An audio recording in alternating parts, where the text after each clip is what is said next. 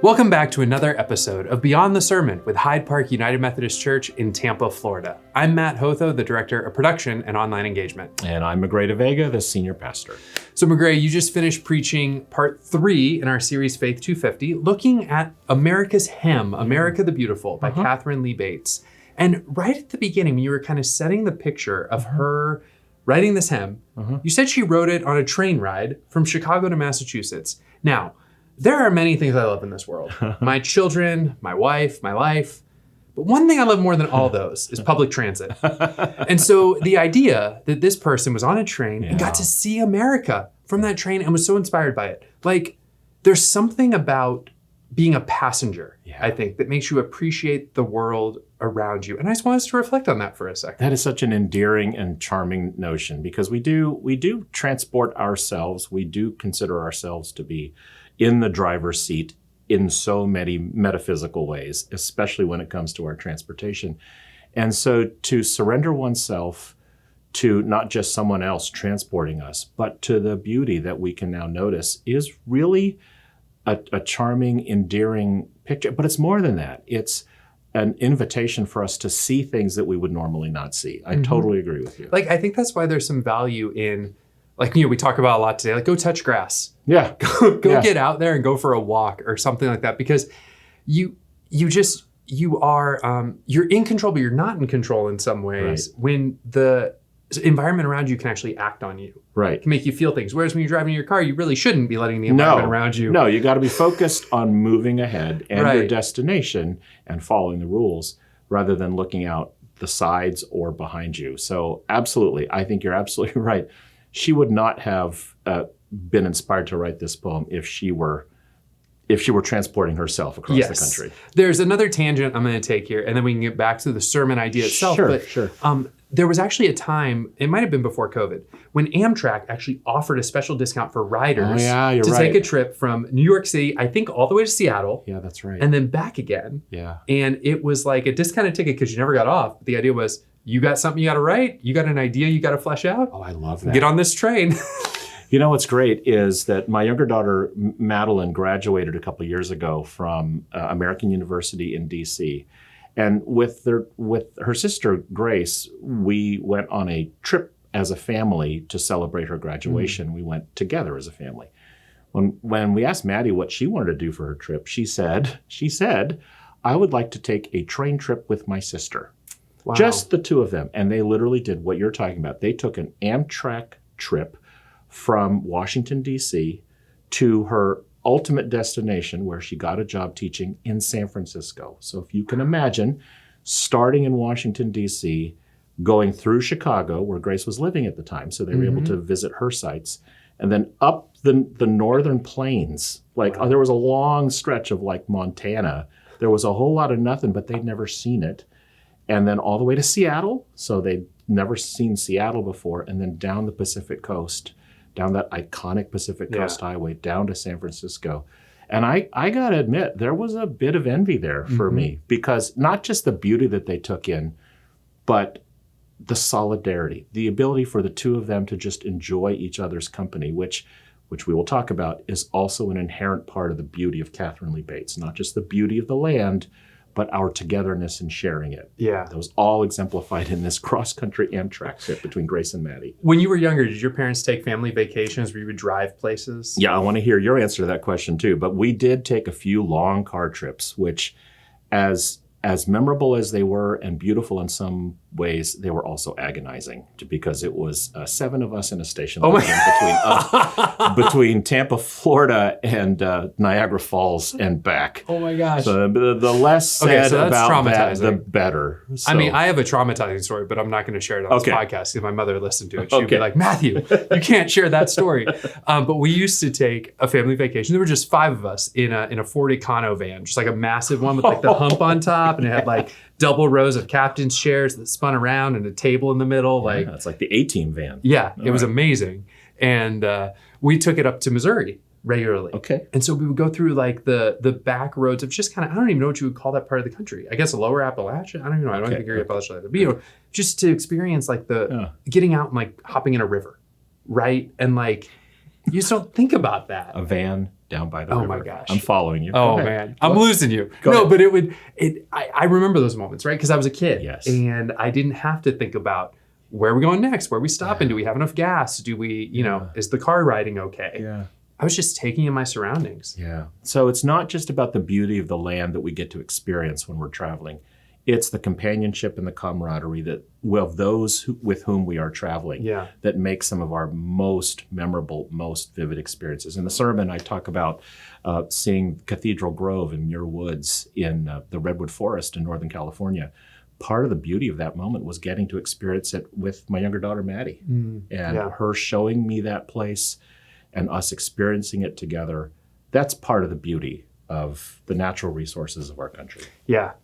So before we get to talking about the people side of it, which I think is really, really important, there's one other biblical idea that you brought out from Numbers about how the people in the Hebrew Bible especially had a reverence for the land. Yes. Right? Ha'aratz, the value of the land, the ability to, God gave us this land, right? This is the land I'm giving to you that you will inherit, right? That's part of the Old Testament story. And then part of it too is you lose the land through the exile and then you come back into the land.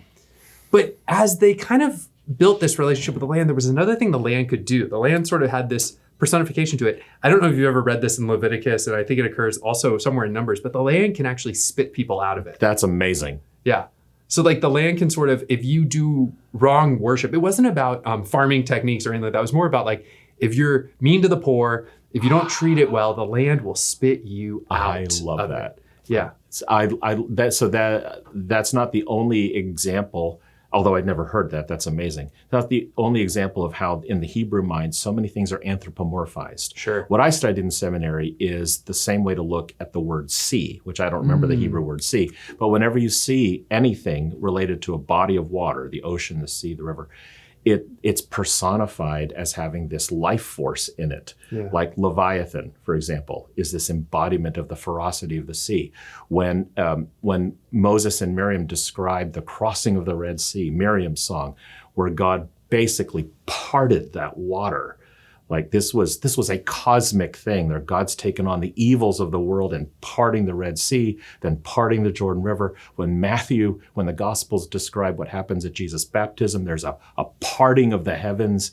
In the book of Genesis, when God parts the firmament, the waters, even the waters have this sort of ferocity and life force and sort of personified nature. So it makes total sense to me that ha'aretz, the land, has that same capacity. Even the Garden of Eden, where Adam and Eve make their mistake and they're banned. I mean, they're pushed to the outskirts of that sacred location. Yeah. It does feel like Eden is spitting them out. Yeah, so I think the takeaway for that, right, is so often in our world today, we think of the land as a commodity. Yes. A thing that we exploit. Might be too hard of a word, or might even be too shaded of a word, but we definitely use it, right? And sometimes I don't think we always account for its ability to be used where it can replenish itself in some ways, right? We're using it a little too much. That's right. I think about the Florida aquifer oftentimes, right? Our ability to take care of the water that's directly underneath our feet. That's right.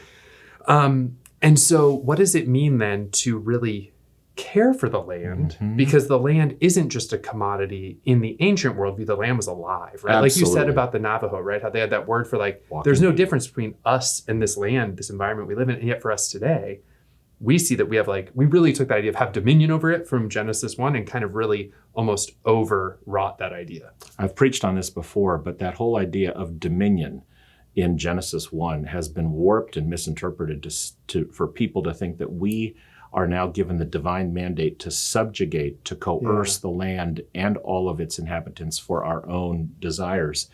And that dominion theology has been warped and misapplied in violent ways throughout the history. And so I'm grateful, and I've shared this in a sermon before, I'm grateful for a colleague of mine, Scott Smith, who helped reframe what that dominion language might mean. Instead, looking at dominion as an act of releasing the beauty, the potential for beauty and goodness within the land for all of creation to share. Sort of like how you release a grape of its juice in order to extract its full goodness to be a benefit to the world.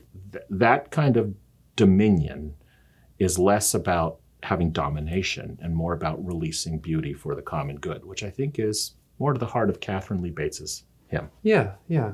So the final thing that's really been sitting with me from your sermon is that line that I think we all know from America the Beautiful, which is crown thy good with brotherhood from sea to shining sea. And not that it's gendered by being brotherhood, but more of that idea of, gosh, something that I feel like is not lost, but sort of a tightrope we're trying to walk here, especially in this series, is being nationalistic without being against other people. I don't know if I'm saying that quite right, but what does a healthy patriotism look like? That's what I'm trying to say. What does a healthy patriotism look like? And I think it's somewhere in her line there. Yes. Crown thy good with brotherhood from sea to shining sea. I want to sit on the idea of brotherhood for a little bit. I think I'm glad you brought that up. I think that's an insightful shift that the hymn is prompting us to make between hierarchy and mutuality.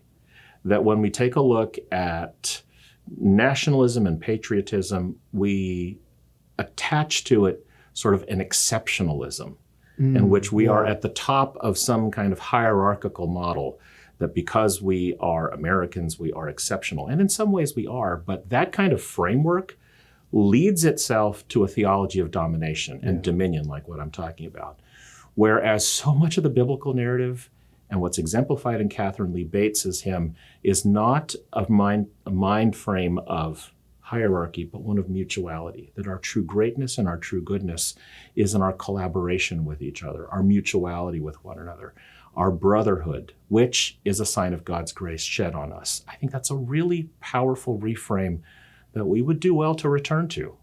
Yeah, because I think sometimes we can be quick to be tribalistic. Yes. Right? To say, okay, I know my people who watch the same shows as me, who think the same way I do. I want to hang out with them. And, almost to think that people who think differently than me, or maybe who have been termed too far in one direction or the other, are verboten. Like we shouldn't spend time with them. And I think that is actually further tearing apart our national fabric in some ways, right? Where a return to fraternity, the ability to kind of say, okay, we may not agree, but we're still members and citizens of the same country. And that has some value to it. And part of that mutuality, and this goes back to a point you made in last week's Beyond the Sermon, is an acknowledgement of our imperfections, which Catherine Lee Bates calls mending our every flaw. True patriotism is not an ignorance of our imperfections or a mindless proclamation of how perfect we are. It is an observance, a self-reflection, and a mutual effort to mend the flaws, and as we will discover more in next week's sermon on the Declaration of Independence, to form a more perfect union. It is to show that we can acknowledge our flaws and work together rather than hierarchically in order to experience God's grace shed on us.